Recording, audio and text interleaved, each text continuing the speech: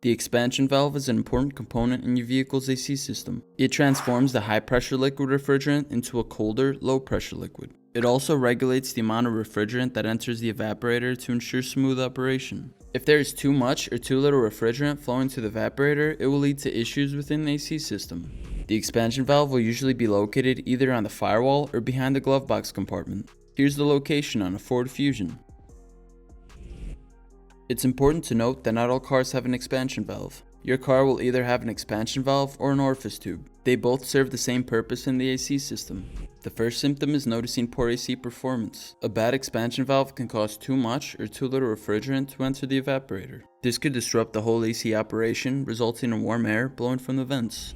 The second symptom you could be experiencing is a leak in expansion valve. If the valve seals aren't doing their job properly, the refrigerant can leak out. I recommend using a leak detector to see if there are any leaks on the expansion valve. I understand that replacing the expansion valve or other AC components can be very stressful and confusing. That's why I highly recommend using a dependable car repair manual like ALLDATA. They offer over 30,000 vehicle repair manuals covering model years from 1982 to 2023, customized to your specific vehicle's year, make, model, and engine. You'll gain access to trouble codes, service tables, TSBs, electrical diagrams, specifications, maintenance, and much more. So check out the link and the discount code in the description below. Thanks to ALLDATA for sponsoring today's video, and now let's get back to it.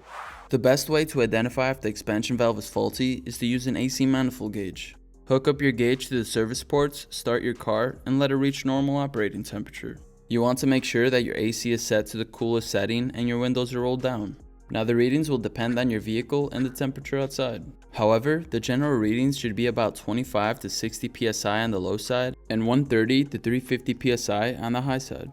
A stuck open expansion valve will have high readings on the low pressure side and normal to low readings on the high pressure side. On the other hand, if the expansion valve is stuck closed, the readings will be abnormally low on the low pressure side and normal to high on the high pressure side.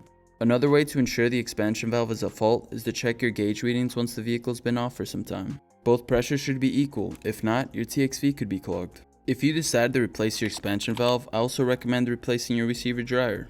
It helps remove moisture and contaminants from the refrigerant, ensuring the AC system functions efficiently. Keep in mind that low refrigerant levels or other AC components in your car can cause similar symptoms. You can watch this AC playlist right here to narrow down your problem.